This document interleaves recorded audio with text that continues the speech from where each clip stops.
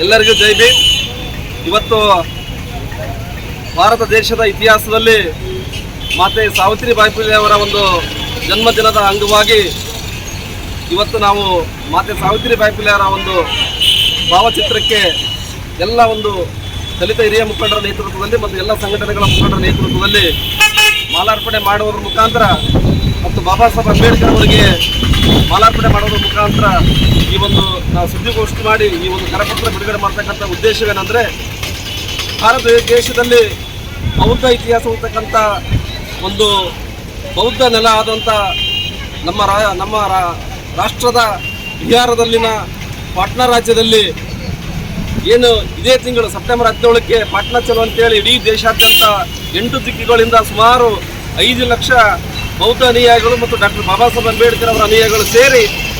ಬಿಹಾರ ಸರ್ಕಾರವನ್ನು ಒತ್ತಾಯಿಸುವುದೇನೆಂದರೆ 1949ರ ಒಂದು ಬೌದ್ಧ ಕಾಯ್ದೆ ತಿದ್ದುಪಡಿ ಅಂಗವಾಗಿ ಆ ಒಂದು ಬೌದ್ಧಗಯದ ಏನೊಂದು ಬೌದ್ಧರ ಇತಿಹಾಸ ಇದೆ, ಆ ಇತಿಹಾಸ ಮರಳಿ ಮತ್ತೆ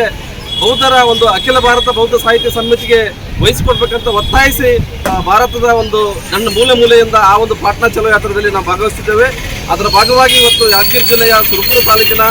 ವಿವಿಧ ಸಂಘಟನೆಗಳ ಮುಖಂಡರ ನೇತೃತ್ವದಲ್ಲಿ ಮತ್ತು ಇಲ್ಲಿ ಸುರಪುರ ತಾಲೂಕಿನ ಗೋಲ್ಡನ್ಕೆ ಬುದ್ಧವಿಹಾರದ ಸಮಿತಿಯ ವತಿಯಿಂದಲೂ ಕೂಡ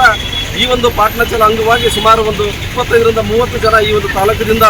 ಇದೇ ತಿಂಗಳು 14ರಂದು ಇಲ್ಲಿಂದ ಪ್ರಯಾಣ ಆರಂಭಿಸಿ 17ನೇ ತಾರೀಕು ಸೆಪ್ಟೆಂಬರ್ನಲ್ಲಿ ಪಾಟ್ನಾದಲ್ಲಿ ನಡೀತಕ್ಕಂಥ ಬೃಹತ್ ರ್ಯಾಲಿಯಲ್ಲಿ 5 ಲಕ್ಷ ಜನ ಅಲ್ಲಿ ನಾವು ಕೂಡ ಒಂದು ಭಾಗವಹಿಸಿ ಆ ಒಂದು ಬೌದ್ಧ ಸುಪ್ಪತ್ತಿಗೆಯನ್ನು ನಮ್ಮ ಬೌದ್ಧರ ಕೈಗೆ ಮರಳಿ ಕೊಡಲಿಕ್ಕೆ ನಾವು ಒತ್ತಾಯದಿಂದ ಹೋರಾಟ ಮಾಡಲು ಇಲ್ಲಿಂದ ಹೊರಡಲಿಕ್ಕೆ ಇವತ್ತು ನಾವು ಕರಪತ್ರ ಬಿಡುಗಡೆ ಮಾಡಿ ಈ ಒಂದು ಸುದ್ದಿಗೋಷ್ಠಿಯಲ್ಲಿ ನಾವು ಹೇಳಲಿಕ್ಕೆ ಬಯಸ್ತಾ ಇದ್ದೇವೆ. ಜೈ ಭೀಮ್, ನಮೋ ಬುದ್ಧಾಯ್, ಜೈ ಬೀರ್ ಬುದ್ಧ ಭಾರತ್.